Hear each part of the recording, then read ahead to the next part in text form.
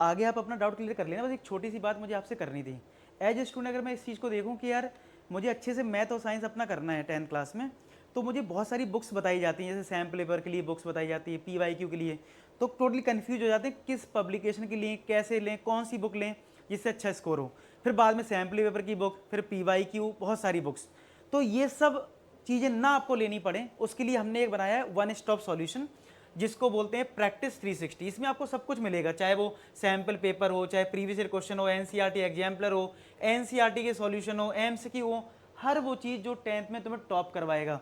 ऐसी मैथ्स के लिए, ऐसी साइंस के लिए, दोनों के लिए। और इसकी जो कॉस्ट है वो सिर्फ 499 है, यानी मैथ साइंस दोनों 499 में, यानी कि और अगर आप कोड लगा लोगे 20% और तुम्हारा कम हो जाएगा, यानी 400 रुपये में अगर मैं 2 से डिवाइड कर दूँ 200 रुपये। और मैं तुम्हें बता दूँ पूरे इंडिया में 200 रुपये में तुम्हें PYQ की कोई बुक भी नहीं मिलेगी। दूसरा, आपको इस कॉस्ट पे और इस क्वालिटी का कंटेंट आपको पूरे इंडिया में नहीं मिलेगा, मैं सीधा बोल रहा हूँ।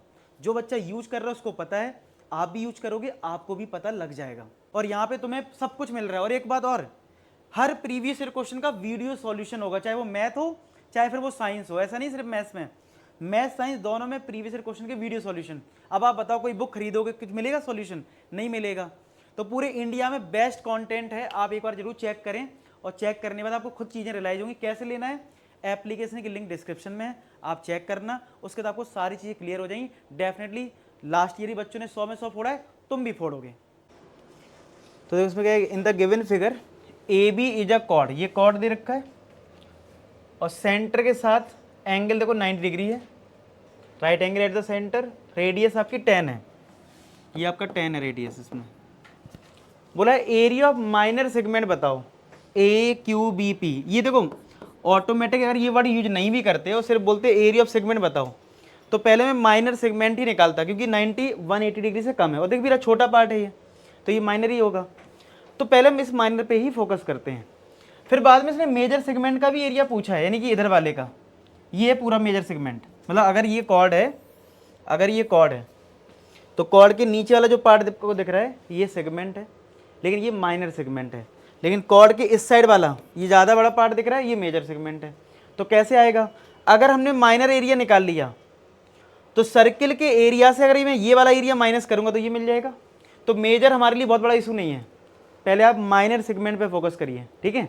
अब माइनर सेगमेंट का कैसे आएगा एरिया, तो एरिया ऑफ सेगमेंट हमने सीखा है, एरिया ऑफ सेगमेंट की मैं बात करूं, अब ठीक है वो माइनर है तो माइनर लिख लेते हैं। एरिया ऑफ माइनर सेगमेंट वो होता है area of sector minus area of triangle, ठीक है। और सेक्टर का एरिया हमारे पास क्या होता है, theta upon 360 into pi r square, theta upon 360 into pi r square minus triangle का एरिया यहाँ पे लग जाएगा half into base into height. ये आसान रहता है, जब भी अगर एंगल 90 आए ना तो आप एक साथ कैलकुलेशन कर सकते हो, बहुत आसान है। हाँ 60 डिग्री हो तो आपको थोड़ा बताना पड़ता है कि इक्विलेटरल ट्राइंगल है।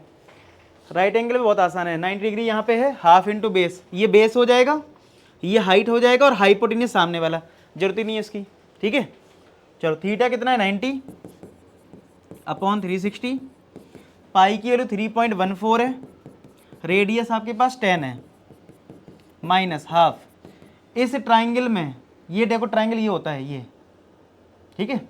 तो half into base into height, तो 10 इंटू 10। समझ में आ रहा है सबको। अब देखो ये कैंसिल हो गया, कितना 1/4, ये मल्टीप्लाई होगा, देखो 2 जीरो है तो ये पॉइंट हट जाएगा, 314 आ गया, ये कैंसिल हुआ 550, ये डिवाइड करो कितना आएगा, 4 इंटू 7 28 होता है, 3 कैरी हो गया 34 आया, फिर 4 8 जा 32 आया, पॉइंट क्या 78.5 आएगा, चेक करो, माइनस का 50, तो ये आएगा 28.5 सेंटीमीटर स्क्वायर। ये फाइनली हमें मिल गया माइनर सेगमेंट का एरिया।